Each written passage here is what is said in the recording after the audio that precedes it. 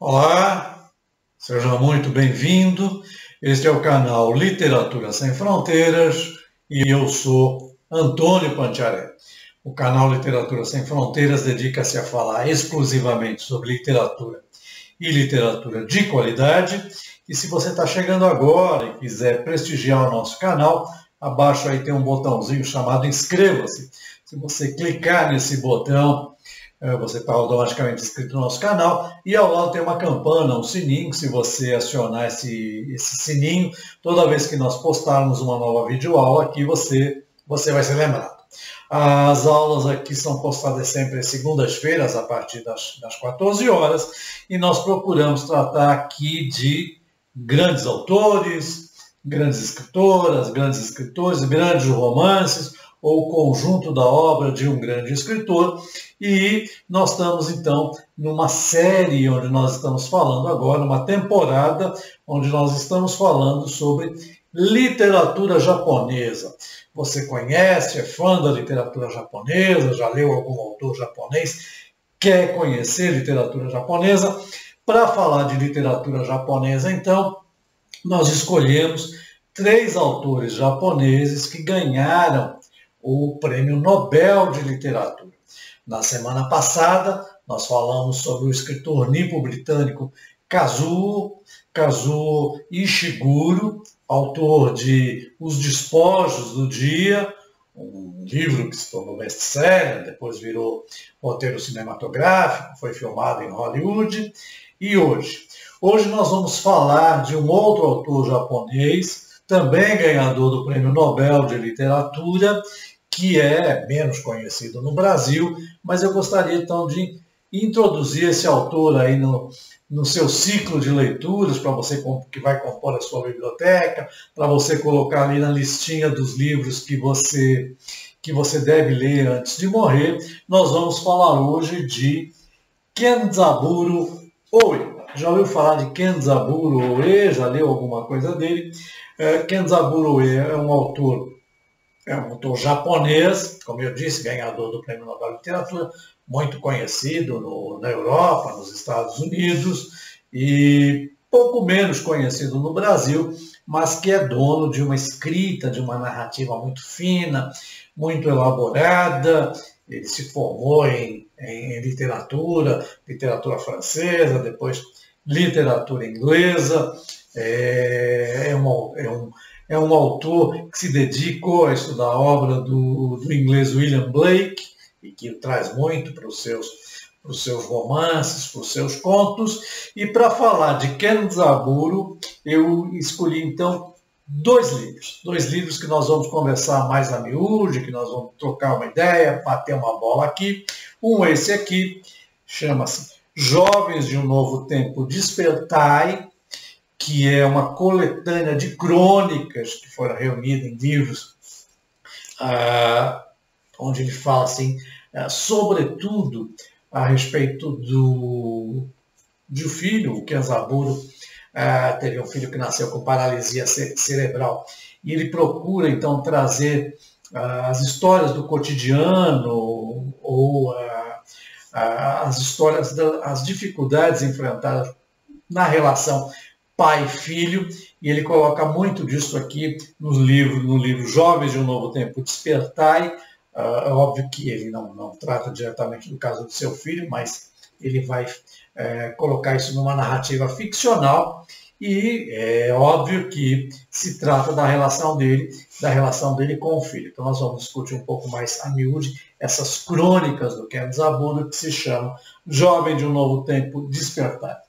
E depois nós vamos falar deste outro livro aqui, que se chama Uma Questão Pessoal. Este é um romance publicado nos anos 2000, e eu destaquei ali livros do Kenzaburo que foram publicados no Brasil, evidentemente, porque eu acho que pouquíssimos leitores conseguem ler Kenzaburo no original. Apesar do Brasil, particularmente São Paulo, ter uma colônia japonesa muito grande, mas eu acho que é muito difícil ler Kenzaburo no original.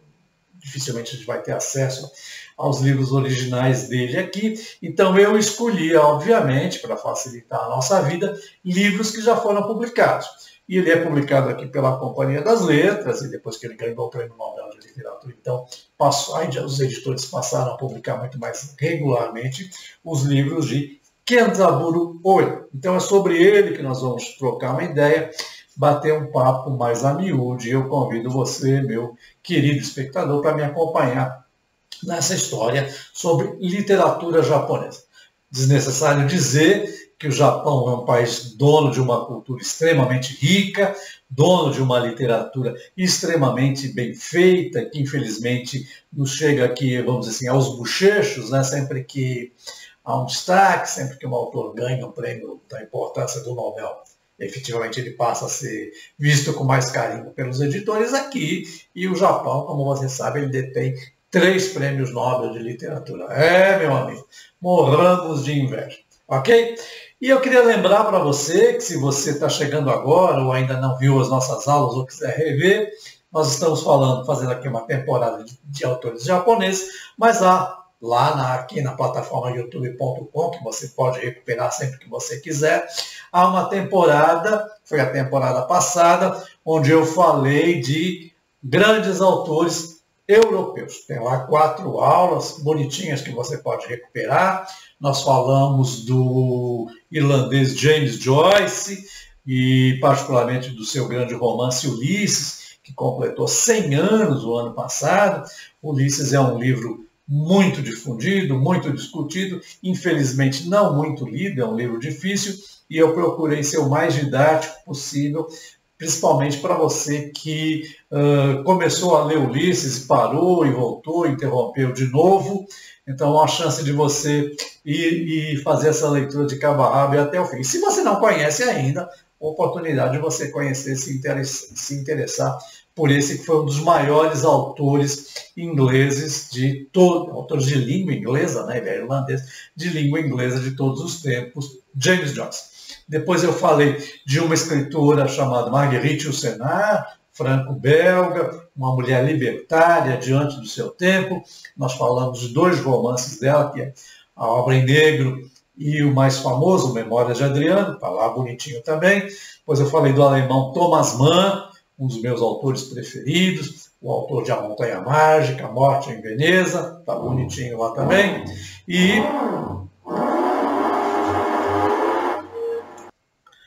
eu tenho que fazer umas interrupçõezinhas aqui na gravação desse vídeo, porque eu tenho um vizinho aí que adora uma furadeira, e ele acorda sempre com a furadeira em punho, parece que ele está transformando a parede da casa dele numa peneira. Bom, mas voltando. Então eu falei do alemão Thomas Mann, falei também do autor euroasiático, o turco Orhan Pamuk, ainda não muito conhecido no Brasil, mas dono de uma literatura, de uma escrita finíssima, ultra interessante. Orhan Pamuk sempre aborda nos seus romances a questão da Turquia, aquela Turquia que se divide entre a modernidade europeia e a tradição islâmica, e fechando o ciclo então de grandes autores europeus, eu falei do italiano Umberto Eco, esse figurinha conhecida aqui, a Hoje Festa, muito conhecido no Brasil, mas eu procurei abordar o lado do teórico, do acadêmico Umberto Eco, o homem especialista em semiótica. Procurei abordar um pouco mais a questão acadêmica e os livros acadêmicos dele, mas, óbvio, falei também do seu grande romance, O Nome da Alva. Então, essa temporada está bonitinha lá, depois tem uma temporada sobre autores africanos de língua oficial portuguesa, tem uma temporada só sobre escritoras. Você pode recuperar essas temporadas todas que estão aqui no canal youtube.com, basta você entrar na área de busca e digitar o meu nome, que é Antônio Pantiarelli, com 2 L's e no final, ou o nome do canal Literatura Sem Fronteira. Konnichiwa, Yokozo. Kenzaburo Oe. Kenzaburo Oe, ele nasceu no dia 31 de janeiro de 1935, na província de Ehime, não sei se a pronúncia está correta, em Shikoku. Ele é o 3º filho de uma família de 7 irmãos. O pai dele morreu na Guerra do Pacífico em 1944. Ele fez graduação na Universidade de Tóquio, onde ele estudou literatura francesa e depois literatura inglesa, e publicou suas primeiras histórias lá em 1957, aos 22 anos. Aqui. Em 1961 ele publicou as suas primeiras novelas, que eram publicadas por uma revista especializada em literatura, se chamou 17 e A Morte de um Jovem Político. Essas novelas foram publicadas na Revista Literária Japonesa. E esses dois textos, eles foram inspirados em um jovem de 17 anos chamado Yamaguchi Otoya. Yamaguchi Otoya assassinou o presidente do Partido Socialista Japonês em 1960 e acabou depois cometendo suicídio na prisão 3 semanas após ter feito esse ato tresloucado, né? E os admiradores, então, da extrema-direita japonesa, lembre-se, eu comentei isso aqui na aula passada, onde eu falei do posicionamento do Japão na Segunda Guerra, né? O Japão ficou ao lado do eixo da Itália e da Alemanha, tinha uma forte atividade da extrema-direita japonesa, aquela história de considerar o imperador Hirohito um deus. Então, a extrema-direita ficou muito irritada com Kenzaburo e passou a ameaçar o escritor de morte, por ele ter publicado essas novelas. A revista literária ficou tão preocupada com essa ação desse grupo de extrema-direita que acabou pedindo, oficialmente, publicando um pedido de leituras aos leitores da revista. Pediu desculpa, mas Kenzaburo nunca pediu desculpas por ter publicado essas novelas.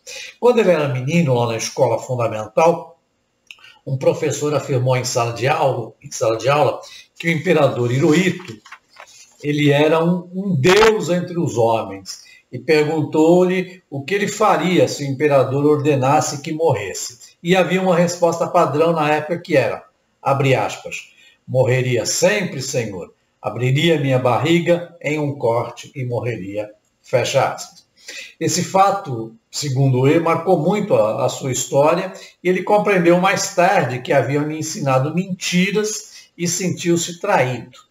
E em 1994, então, Kenzaburo Oe ganhou o Prêmio Nobel de Literatura e também foi nomeado para um prêmio, uma comenda lá chamada a Ordem da Cultura no Japão. Mas ele recusou essa comenda por ter sido concedido pelo imperador. Ele afirmou na época, abre aspas, não reconheço qualquer autoridade ou valor superior à democracia, fecha aspas. Voltou a ser ameaçado pela extrema-direita. Ou seja, Kenzaburo Oe não morre de amores pelo sistema de governo do Japão, não, o império, né, a figura do imperador. Né? Claro que hoje o Japão é uma democracia, quem manda é o parlamento, o imperador tem mais o papel assim, de representar o Estado, mas Kenzaburo Oe, e isso eu estou ao lado dele, ele é um grande democrata e defensor dos valores da democracia. Além disso, ele é um pacifista contra as usinas nucleares no Japão. Ele escreveu livros sobre os bombardeamentos nucleares em Hiroshima e Nagasaki, e em 2013 ele organizou uma manifestação em Tóquio contra as centrais nucleares. Kenzaburo Oe é casado, ele tem 3 filhos, vive atualmente em Tóquio. O mais velho, Hikari, tem uma deficiência, ele nasceu com paralisia cerebral, e isso acaba sendo um tema decorrente na obra do Kenzaburo. A gente vai falar mais a miúde desse aspecto quando nós abordarmos aqui o primeiro livro que eu separei para nós lermos aqui juntos, né, do Kenzaburo. Bom, as obras publicadas dele, eu vou ler aqui para você o que foi publicado, mas no Brasil, isso não significa que foi publicado nessas datas lá. Estou falando isso porque é muito difícil que a gente leia Kenzaburo no original, né? Eu invejo quem faz isso, apesar do Brasil, que São Paulo tem uma colônia grande de imigrantes japoneses, pouquíssimas pessoas têm acesso aos livros originais. Então, Ele começou a ser publicado no Brasil em 1983. O primeiro livro dele foi O Grito Silencioso. Depois, em 1994, Não Matem o Bebê. 1995, Dias Tranquilos. Depois, Contos de Oe Kenzaburo, também de 95. A Captura, também publicado em 1995. Um Eco do Céu, em 1998. Uma Questão Pessoal, em 2003. Jovens de um Novo Tempo Despertai, de 2006. 14 Contos, de 2011. As Regras de Tagemi, de 2012, e Morte na Água, que foi publicado o ano passado, em 2021. Então, esta é a ordem cronológica, em que as obras foram publicadas aqui. Os papelinhos estão a cair aqui, me perdoem. Foi publicada aqui no Brasil. E eu separei, então, como eu disse, 2 livros para nós conversarmos mais a miúde aqui. Eu separei um livro que é uma coletânea de crônicas publicadas pelo Kenzaburo, que se chama Jovens de um Novo Tempo Despertai, que foi publicado no Brasil em 2006. E depois, Uma Questão Pessoal, que é um romance, foi publicado no Brasil em 2003, que é um livro bastante interessante e que nós vamos falar um pouquinho mais a miúde aqui. Tranquilo? Vamos lá? Está com tempo? Então, Uma Questão Pessoal, como eu disse, ele foi publicado no Brasil em 2003, mas ele foi escrito e publicado lá no Japão em 1964. E aqui, essa questão pessoal, aqui, aliás, é uma questão que vai estar presente sempre nas obras, na narrativa, nas obras, nos romances e nas crônicas do Kenzaburo, que é a questão do filho que nasceu com a paralisia cerebral. E aqui é evidentemente uma questão que extrapola e que nos leva, então, a pensar um pouco sobre isso. O que se fazer quando você tem um filho excepcional, quando você tem um filho que nasceu com paralisia cerebral, que nasceu com alguma deficiência, que nasceu com síndrome de Down, como reagir a isso? E esse realmente, como diz o título do romance, é uma questão extremamente pessoal. Felizmente, a situação tem melhorado nos dias que correm, né? Hoje as pessoas estão mais tolerantes, a ciência explica melhor, né? A gente sabe que síndrome de Down é uma questão lá no cromossomo 21, né? Que é duplicado nas pessoas que têm essa síndrome, mas antigamente as pessoas desconheciam isso, chamavam a pessoa que tinha síndrome de Down de mongoloide. Eu tive um caso na minha família, uma prima minha que teve um bebê, o Guto, que hoje é um homem feito, que nasceu com síndrome de Down, e eles esconderam a criança do restante da família, nas festas, nos batizados, nos casamentos. Essa minha prima nunca levava o menino, não sabia exatamente porquê, mas levou-se muito tempo para que a família soubesse que ela escondia essa criança, porque a criança nasceu com síndrome de Down, e isso parece que era uma coisa recorrente, talvez na classe média, que não conhecia, não sabia que uma pessoa com síndrome de Down não é um retardado mental, não, ele simplesmente tem essa duplicidade do cromossomo 21, mas felizmente isso está melhorando. Mas existe essa questão, existe o preconceito, e as pessoas tratam isso de acordo com a sua cultura, com a sua educação, com as informações que têm. Umas trabalham isso de uma maneira melhor, outros trabalham isso de uma maneira muito ruim, aí, muito preconceituosa, e não é só em relação à excepcionalidade, como no caso de uma paralisia cerebral, da síndrome de Down. Muitas famílias que têm filhos homossexuais também expulsam o jovem de casa, renegam, dão porrada. Quer dizer, há um preconceito muito grande. E Kenzaburo, ele tem uma maneira, né, toda particular dele de tratar com isso, com essa questão, e que ele traz, então, para a sua literatura. Eu acho até, né, e aí a minha análise pessoal, que a literatura, então, serve como uma terapia onde ele trabalha, e você vai percebendo que a cada nova crônica, ou a cada novo livro que ele escreve, onde ele aborda o tema, ele aborda sobre ângulos diferentes, e isso é bastante positivo. Então, do que se trata uma questão pessoal, professor? Como eu já disse, uma questão pessoal, ele vai contar a história do nosso protagonista, que é um homem que é tratado apenas pelo apelido, que é Bird. Né? É um livro narrado na terceira pessoa, com narrador onisciente, e ele vai nos contar, então, a história de Bird.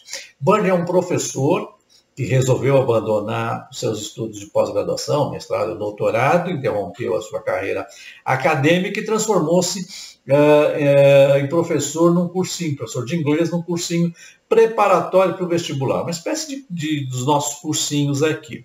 Ele tem 27 anos, é um jovem que abusa muito do álcool, e ele é casado, a mulher está grávida, mas ele vive sonhando uma viagem idílica que um dia, quem sabe, talvez, ele quer fazer na África.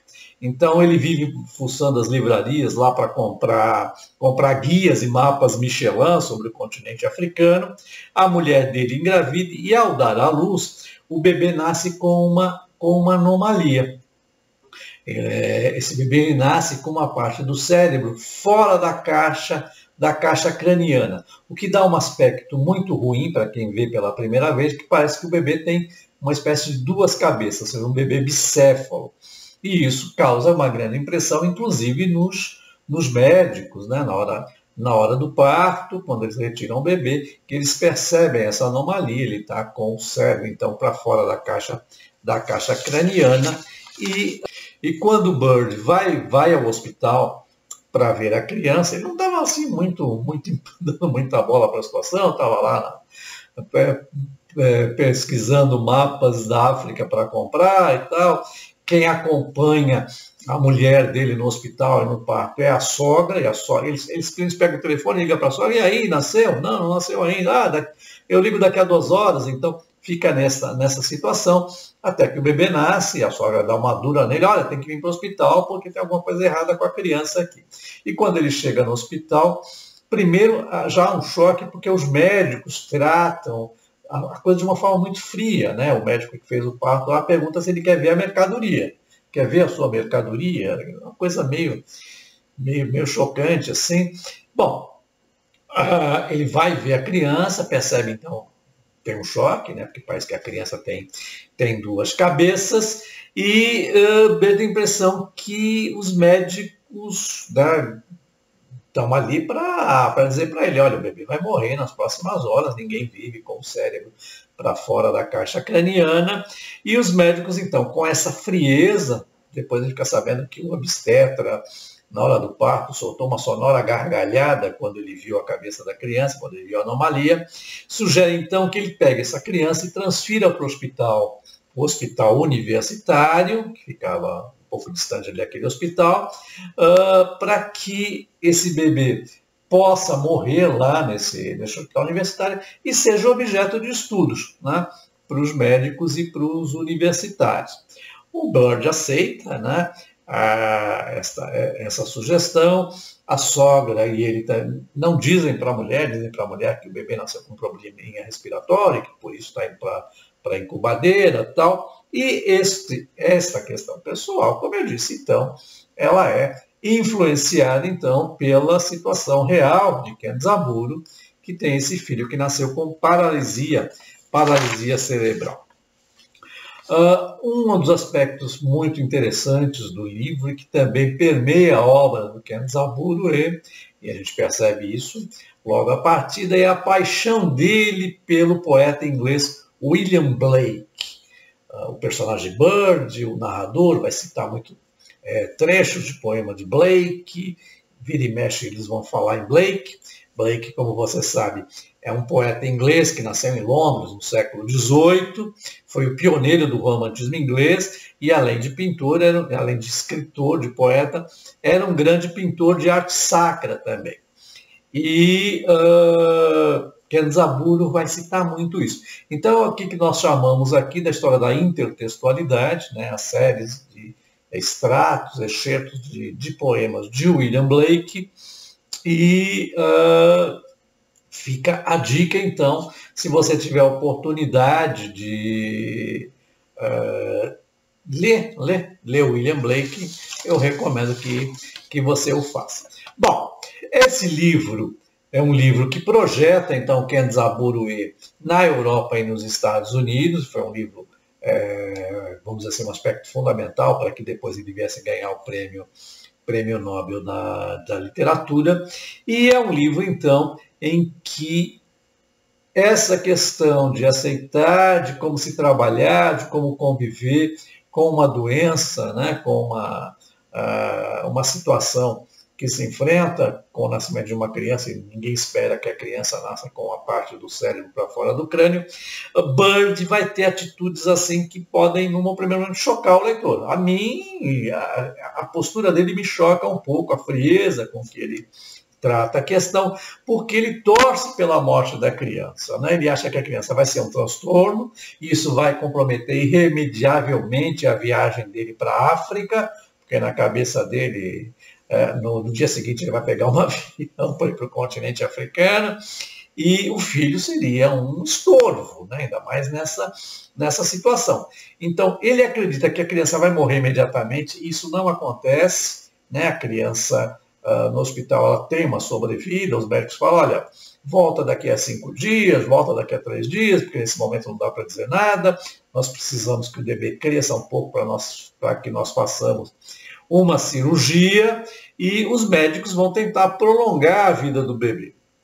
Bird e a sogra, então, como eu disse, eles escondem essa situação da mãe do menino. Aliás, o Bird, ele vai uma vez no hospital visitar a esposa, e leva para a esposa umas frutas que ele não se lembrava, mas a mulher odiava as frutas, só o cheiro das frutas que ele leva já causa náuseas na mulher e tal. Então ele não tem uma relação assim, de amor ou de carinho. O carinho passa longe dali da figura desse personagem, e ele então volta para a bebida. Sem saber muito o que fazer, ele acaba tomando um porre homérico numa noite dessas. Aliás, ele vai procurar uma amiga dele, uma amiga que ele tentou estuprar quando ele era estudante, bêbado também, numa situação estranha, lá ele tenta estuprar a moça, e felizmente ele não consegue, mas essa história mal resolvida, ele vai procurar a moça,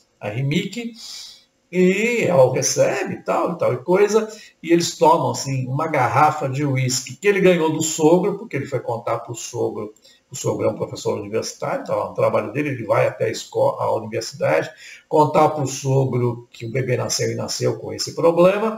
O sogro ofereceu uma garrafa de uísque, não sei se para comemorar ou para que ele afogue as mágoas.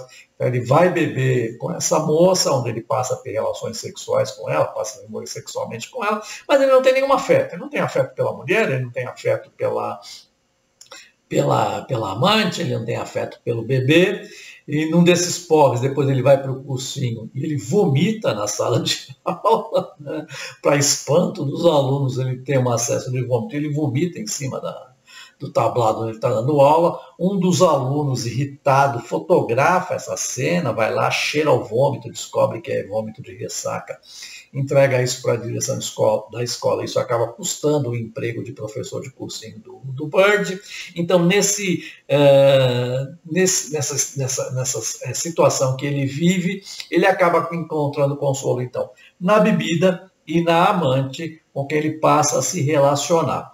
A amante também tem uma história, a Rimiki também tem uma história, ela é viúva, o marido dela cometeu suicídio, se enforcou na casa onde eles moravam, e ela aceita assim tranquilamente, ela é uma pessoa resolvida em relação ao sexo e tal. Num determinado momento ela cobra essa questão do estupro, mas acaba se envolvendo sexualmente com ele, e acaba sendo assim, vamos dizer assim, um muro de arrimo, né? Um ponto de apoio para ele nessa situação, e ele continua então esperando que a criança morra. Ele dá o telefone do apartamento, da casa da amante, para o hospital avisá-lo assim que a criança morrer, e eles ficam em casa bebendo e transando, e a criança não morre, o telefonema não vem, ele volta, passava alguns dias no hospital, e conversa lá com o neurocirurgião, com o pediatra, e eles falam, olha, ele está aí nessa situação, nós não podemos matar a criança.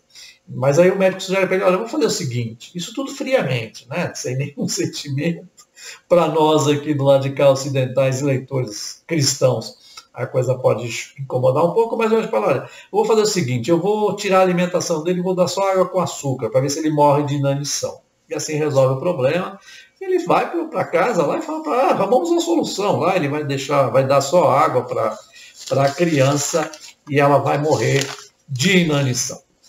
Então, o livro vai nessa toada, né? Ele vai contando a vida do Bird com a Amy, que é a sua amante, a relação entre eles, as transas, o sexo que eles praticam o tempo inteiro, a bebida, a mulher largada lá no hospital com a sogra e ele esperando a morte do bebê. Então, às vezes a gente fica um pouco meio revoltado com essa falta de interesse dele pela criança, às vezes você tem pena, quer dizer, é uma questão pessoal do ponto de vista do receptor, do leitor também.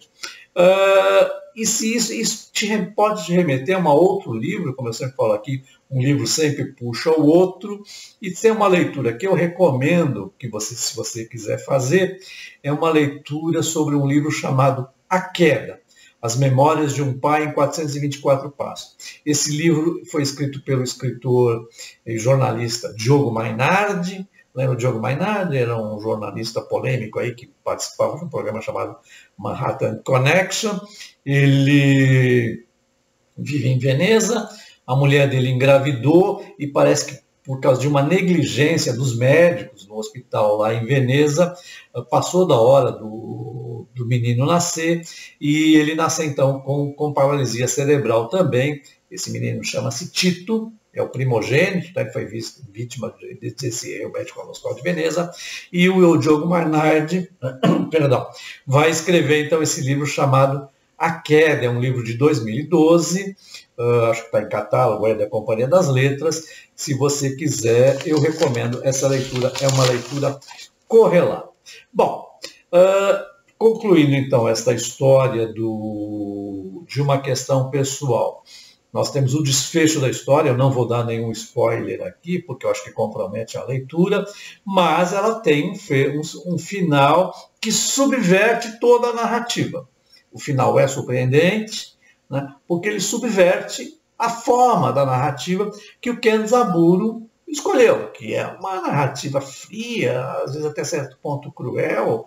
Como assim vai dar água com açúcar no hospital para a criança, vai cortar o leite para que ela morra de inanição, ou esse pai que quer que a criança morra logo, porque pode ser um estorvo para a viagem que ele pretende fazer à África. Ou seja, num primeiro momento pode ser esse, num outro momento você pode se colocar, né, a questão da alteridade, se colocar no lugar do outro, se colocar no lugar desse pai que pensava assim, bom, mas mesmo que a operação seja um sucesso, ele vai viver, ele vai ter uma vida normal, vai ser uma criança normal, que vai falar, vai aprender, vai brincar, vai jogar bola, ou ele vai levar uma vida vegetativa? E os médicos não têm uma resposta.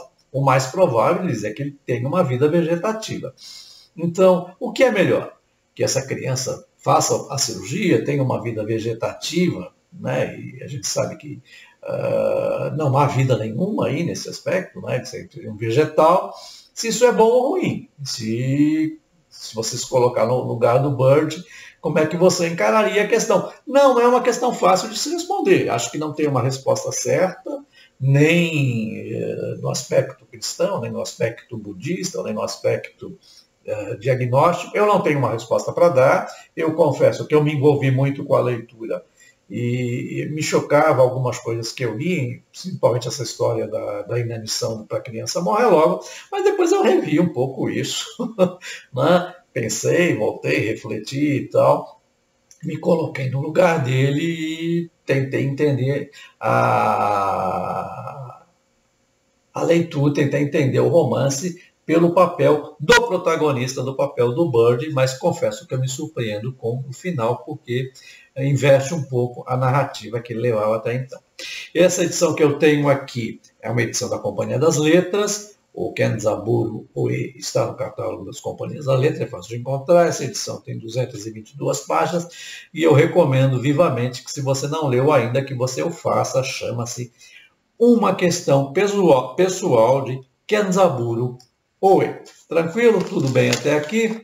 Vamos continuar. Estamos de volta então aqui para concluir a nossa videoaula de hoje, e o outro livro que eu separei de Kenzaburo Oe, para conversar mais a miúde, aqui é Jovens de um Novo Tempo, Despertar. Este é um livro de crônicas, né? Não é um romance, é uma coletânea de crônicas e ensaios do Kenzaburo. Ele foi publicado originalmente no Japão em 1983 e a edição brasileira de 2006 da Companhia das Letras.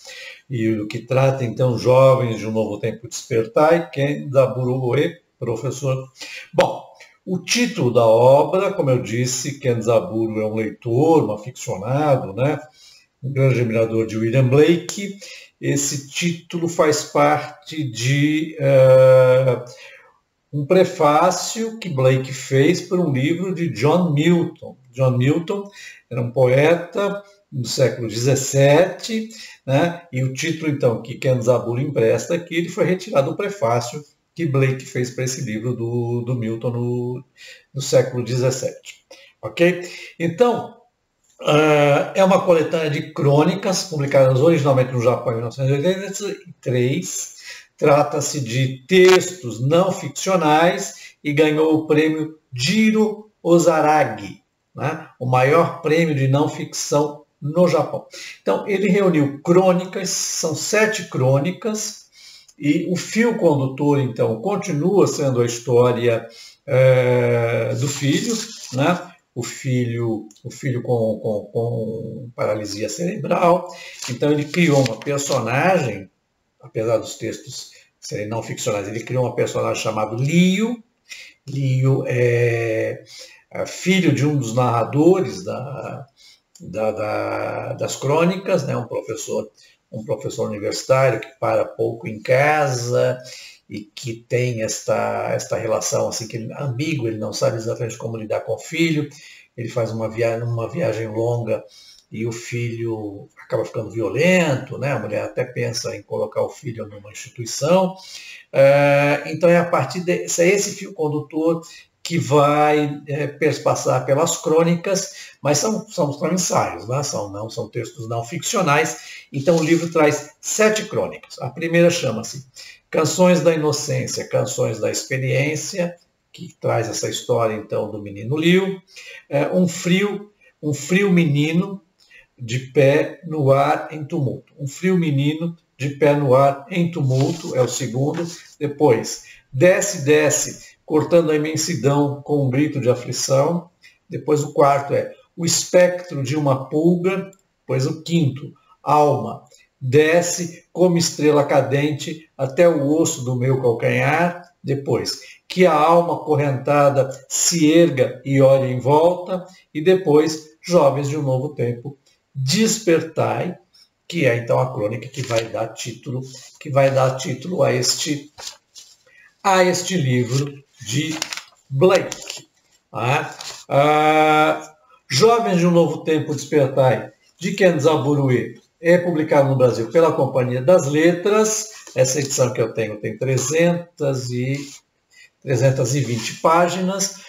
Você pode ler saltando, não precisa ler na ordem que foi escrito. Você pode ler uma crônica aqui, outra acolá, mas é uma linguagem, é uma narrativa onde tem uma linguagem de uma prosa poética. Lembrando que Kenzaburo é um intelectual, um leitor de Balzac, um leitor de Blake, um leitor de Milton, é um intelectual refinado. Eu não contei nisso, mas ele vem assim, de uma família de samurais, né? Então ele tem a parte da tradição na família, da cultura japonesa, e esse aspecto de refinamento intelectual, e como eu disse, um democrata do fio de cabelo até o dedão do pé, que se posicionou contra o imperador, contra as usinas nucleares, ou seja, é um cara bacana, batuta mesmo, eu admiro muito e eu recomendo então que você leia, se você ainda não o conhece. Tranquilo? Querendo lembrar ainda que se você não se inscreveu no nosso canal, tem um botãozinho aí, não deixe passar essa oportunidade, vá lá agora, dê um clique, inscreva-se no nosso canal, ao lado tem uma campana, um sininho. Se você acionar esse sininho toda vez que nós postarmos, subimos uma videoaula aqui, que geralmente é sempre às segundas-feiras a partir das 14 horas, você será lembrado e assim você não perde pitada. Nesse momento aqui da nossa aula, é aquele momento em que eu tento fazer um link entre literatura de qualidade e cinema, cinema e literatura de qualidade, e eu vou recomendar aqui 2 filmes para você. Um é um filme bastante recente, inclusive é um filme que ganhou o Oscar de filme estrangeiro esse ano, de 2022, que chama-se Drive My Car. Drive My Car é um filme japonês, obviamente, né? É o que complementa. É um filme bastante interessante, eu gostei muito, acho que o Oscar foi merecido. Ele vai contar a história de um ator de teatro, um ator de teatro clássico. Quando começa o filme, esse ator está no palco, interpretando Esperando Godot, de Samuel Beckett. E depois, esse ator ele tem um problema também no casamento, ele perde uma filha. E depois, num determinado momento, ele é convidado para participar de um festival de teatro em Hiroshima, onde ele é encarregado de fazer o casting e a montagem de um espetáculo, e aí é o espetáculo Tilvânia, né, um clássico, né, russo, e o filme vai se passar, então, chama-se Drive My Car, porque ele vai de carro, ele tem o hábito de, quando ele está dirigindo, ele fica ouvindo uma fita que a mulher gravou para ele e batendo o texto de Tilvânia. Depois, quando chega nessa cidade, ele pede para ficar num hotel a mais ou menos 1 hora de distância para ele poder fazer o trajeto de carro e de volta, mas a direção do festival não permite, porque eles disseram que houve um problema em épocas passadas lá e um diretor atropelou uma pessoa, então eles resolvem contratar um motorista para dirigir o carro do diretor, do ator e diretor, e esse motorista é uma mulher. Então é a relação deste ator, dessa motorista e as viagens de carro dele, por isso que chama Drive My Car. É um filmaço, ganhador do Oscar. Em algumas localidades ainda pode estar em cartaz no cinema. Se não tiver mais em cartaz, você encontra nas plataformas de streaming. Eu recomendo vivamente. E o outro filme que eu recomendo chama-se La Stanza del Figlio, ou O Quarto do Filho. Esse é um filme italiano do grande diretor e ator Nanni Moretti. Nanni Moretti é conhecidíssimo pela filmografia e pelos filmes cômicos e políticos e cômicos. Ele é muito bom e ele faz é um filme introspectivo que também está ligado a essa história do pai que perde um filho e mantém La Stanza, o quarto do filho. É um filme de 2001, protagonizado pelo Giuseppe Sanfelice e Jasmine Trinca. La Stanza del Figlio, de Nanni Moretti, e Drive My Car, o filme japonês ganhador do Oscar desse ano. Eu recomendo vivamente que você os veja, lembrando sempre que o cinema não substitui a literatura, apenas complementa. Ok? Tranquilo? Se você chegou até aqui, então, é aquele momento que eu peço que você vá lá embaixo agora e dê um joinha, né? Dê um joinha para a gente continuar esse trabalho. Se você tiver pachorra, vai lá embaixo agora. Deixa um comentáriozinho, diz se você gostou, que livros do Ken Zaburo você já leu, que livros que você não leu, quais livros que estão na sua relaçãozinha dos livros que você deve ler antes de morrer, que autores japoneses que você gosta, se você curtiu a nossa videoaula ou nem por isso. Também tem lá um linkzinho para o apoia-se.com, que é um site colaborativo, né, de vaquinha. Eu estou fazendo essa vaquinha lá para ver se eu consigo comprar uns equipamentos para melhorar a qualidade aqui da transmissão, a câmera digital, iluminação, microfones, etc, etc. Se você puder e quiser contribuir com a gente não fica chateado. E eu convido então para a nossa próxima aula. Na próxima segunda-feira eu vou falar aqui do terceiro autor japonês ganhador do Prêmio Nobel de Literatura. Aliás, esse foi o primeiro que ganhou. Ele ganhou o prêmio em 1968. Eu estou falando de Yasunari Kawabata. Yasunari Kawabata, você conhece, você já leu algum livro dele, tem interesse em conhecer. Então, se você não conhece, ou se você quiser acompanhar essa nossa videoaula sobre Yasunari Kawabata, segunda-feira, sem falta, lá em casa, então, nós vamos falar sobre literatura japonesa e literatura de qualidade. Arigatou, sayonara.